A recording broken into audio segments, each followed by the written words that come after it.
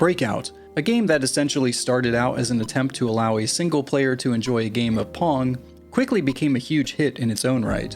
It not only led to a truckload of clones and copies, but it also helped spark many new games and genres, including being one of the main elements that inspired the creation of Space Invaders. This success made Atari greenlight a sequel, which would be released in 1978, 2 years after the original. And this isn't just any old Breakout sequel, this is Super Breakout. The original arcade game is pretty great, but that's not the version I'm going to be looking at today. In fact, it's probably not the one you're even familiar with given its age and the fact that there are so few working machines still out there. So instead, we're going to be taking a look at what your options were to be able to play this arcade classic from the comfort of your own home. This is Super Breakout at Home.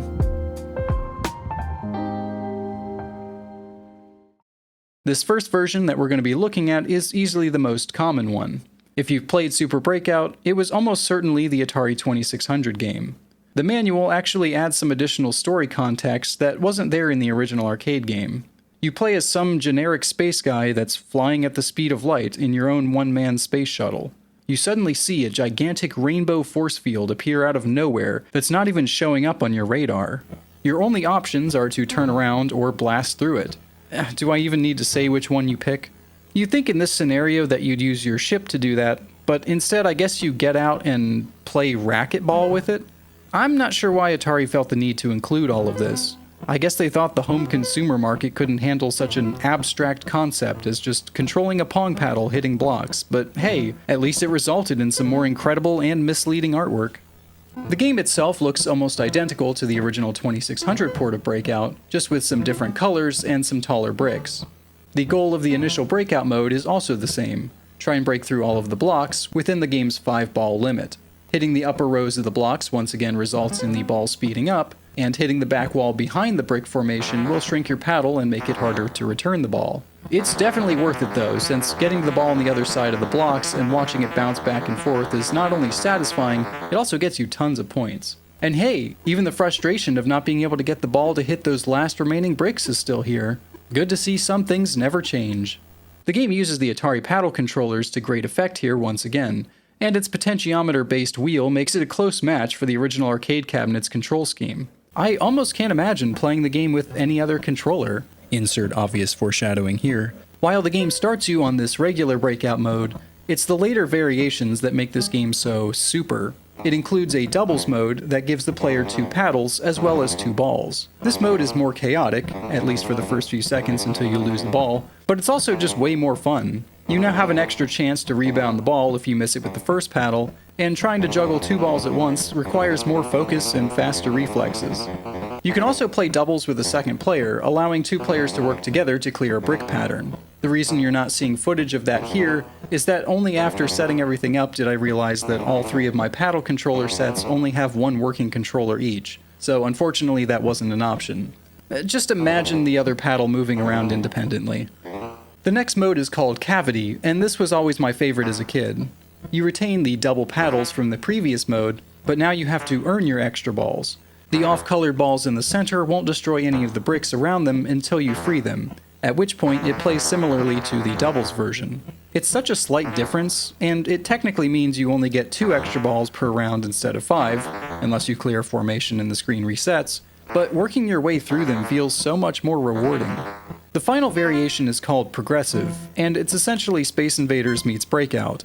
There are a series of infinite 4-block thick formations that slowly make their way down the screen, and it's up to you and your spaceman paddle racket thing to break through all of them before it gets to the bottom. This mode is really neat, though realistically you'll run out of balls way before they get anywhere near the bottom, at least in my experience. Aside from the addition of the children's modes that make the ball move slower and your paddle unshrinkable, it's basically a near one-to-one recreation of the game on the 2600. All 3 of the new modes are here, and the controls are amazing. It's easy to see why I loved this game so much as a kid, and why I never played the original Breakout again after picking up Super. It's simply a bigger and objectively better version of the game. But is it the best version out there? The game was actually first released onto Atari's line of 8-bit home computers back at the 400's launch year of 1979. Since it was running on much more capable hardware, this version looks much closer to the original, not that that really matters for a game like this, and once again allows you to use the paddle controllers for that more accurate arcade feel. Unfortunately, I don't have this version of the game, at least not in this form. When Atari was releasing their next generation 5200 console, they of course needed games to launch alongside it. And since they had basically repurposed much of the internals from their home computers to make the 5200, porting existing 400/800 games to the console was a relatively easy process. And what better game to pack in with the console than their already successful computer port of Super Breakout? Well, here's the game.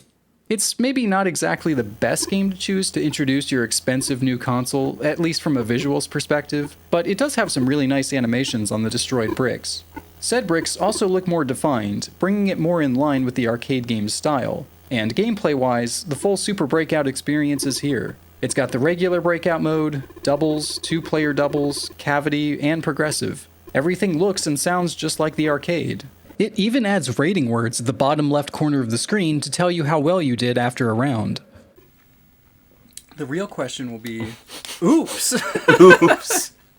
Fair, it said. Oh, that's, okay, so it's rating your game. Okay. So oops is, I guess, a bad score.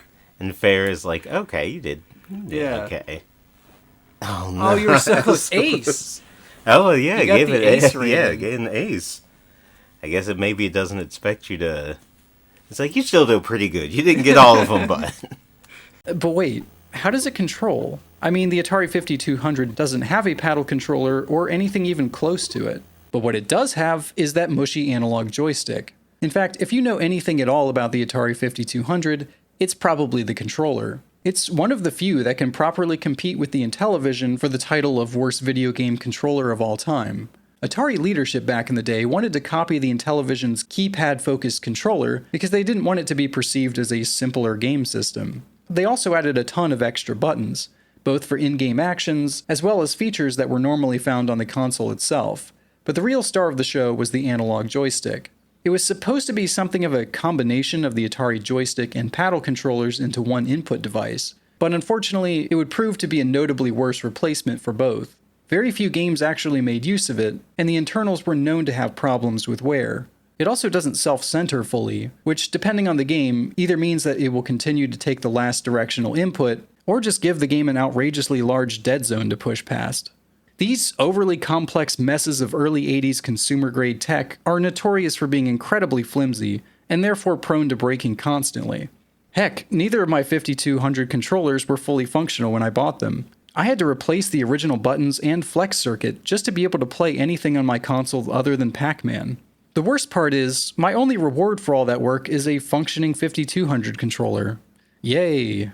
Back to the game. Remember how I said very few games actually use the analog functionality? Well, this is one of them. The paddle starts in the centered position, and how far you move it left or right is dependent on how far you push the stick. It may look a bit awkward, but once you start to get used to it, you'll find it's actually fairly intuitive. The only real issue seems to be getting it to go all the way to the corners. It could just be my controller, but it feels like you really have to jam the stick hard to get it to touch the wall on either side. Regardless, this is actually one of the best controlling titles on the system, and I can now see why they made it their pack-in game. Ultimately, I think I still prefer the 2600 version with its arcade-like paddle controls, but I want to give the 5200 version credit. Most of the games I've played on the system are held back significantly due to the bad controller, but this is one instance where that just isn't the case. It feels different, but also very novel in a weird way. Now, if only I had the Atari 400 version to get the best of both worlds.